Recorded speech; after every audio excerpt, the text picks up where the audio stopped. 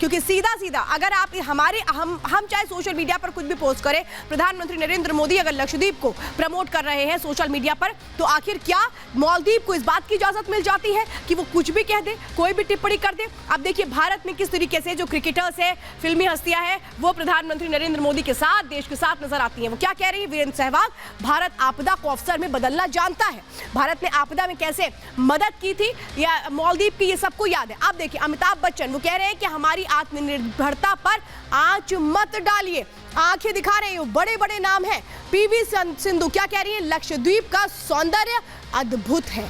तो कैसे पूरा देश एकजुट हो चुका है। कैलाश खेर सिंगर कह रहे हैं लक्षद्वीप खूबसूरती में दुनिया के किसी भी द्वीप से कम नहीं है। श्रद्धा कपूर एक्ट्रेस क्या कह रही है? इस साल एक्सप्लोर इंडियन आइलैंड क्यों नहीं है। ये देखिए किस तरीके से इन बातों को रखा जा रहा है, जिसमें पूरा देश एकजुटता के साथ आगे बढ़ रहा है और वो बता रहा है कि अगर इस तरीके की बयानबाजी की जाती है तो बर्दाश्त नहीं की जाएगी। कैसे अधिकार मिल गया मालदीव को कि भारत को लेकर के इस तरीके की बयानबाजी शुरू कर दी जाए? क्या चीन साथ में है इसलिए हिम्मत आती है? अब ये देखिए तस्वीरें आप देख रहे हैं, ये कैलाश खेर सिंगर है। जब वो लक्षद्वीप में गए थे कॉन्सर्ट के दौरान तो उन्होंने लक्षद्वीप का ये वीडियो शेयर किया है। ये बता रहे हैं वो कि लक्षद्वीप कितना सुंदर है, कैसे हर हिंदुस्तानी यहाँ पर आना चाहेगा।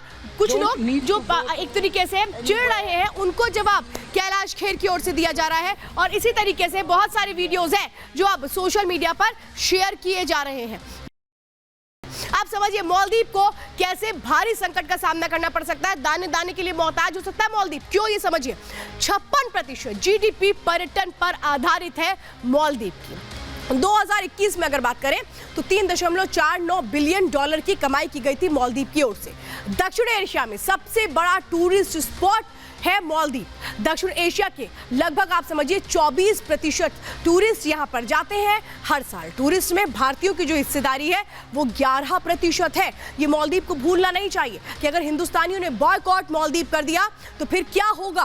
पंगा बहुत बहुत बड़ा होगा भारत के साथ। जो पंगा ले चुका है मालदीव, उसके मायने क्या है ये मैं आपको बता रही हूँ। किस तरह से बड़ा झटका लग सकता है मालदीव को। मालदीव अपनी अर्थव्यवस्था को कैसे संभालेगा, सवाल तो उसके आगे सबसे बड़ा ये भी हो जाता है। अब इसके मायने समझिए 2018 में अगर आप देखेंगे तो 90,474 पर्यटक गए थे, जो 2019 में बढ़ गए थे। 2019 में लगभग आप समझिए कि जो पर्यटकों की संख्या थी वो 1,80,000 थी। तो 2020 में कैसे यही आंकड़ा बढ़ करके, हालांकि कम हुआ था कोविड की वजह से, जो लोग हैं उन्होंने अपना ट्रिप कैंसिल किया था, टिकट्स नहीं हो पा रहे थे और इसीलिए आंकड़ा कम था, लेकिन फिर भी ज्यादा था। आप समझिए 2021 में कैसे छलांग लगा दी पर्यटकों ने मालदीव के लिए।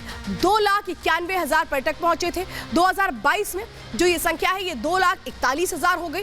2023 में अगर अभी तक 2023 पिछले साल अगर देखेंगे तो 1,93,000 पर्यटक गए थे मालदीव। यानी इतने लोगों ने होटल बुकिंग कराई होगी, इतने लोगों ने जाकर के वहां पर क्या घूमे होंगे, वो अलग अलग जगहों पे गए होंगे और इसका सीधा सीधा फायदा किसको मिला होगा? मालदीव को मिला होगा, क्योंकि जो उसकी अर्थव्यवस्था है, जब इतने सारे पर्यटक जाएंगे तो नो डाउट बढ़ेगी। लेकिन अगर यही ग्राफ नीचे गिर जाए तो फिर क्या होगा? मालदीव को अब शायद ये समझ में नहीं आ रहा होगा कि जो वो चीन को अपना साथी समझता है, क्या चीन अब उसको डूबने से बचा लेगा? ठीक है, सबसे ज्यादा ऋण चीन ने उसको दिया है, लेकिन क्या चीन अब भारत के साथ जो पंगा हो चुका है उस पे संभाल लेगा मालदीव को? अब समझिए मालदीव में प्राकृतिक संसाधन बेहद कम है, इसीलिए उसकी निर्भरता भारत पर बहुत ज्यादा है। ज्यादातर चीजों के लिए वो आयात पर निर्भर रहता है, यानी कि बाहर से मंगाता है। वो चावल, फल, सब्जियां, मसाले भारत से आयात किए जाते हैं। तो वही इंजीनियरिंग उत्पाद, दवा, चिकित्सा उपकरण, ये तमाम चीजें भी भारत से ही जाती हैं।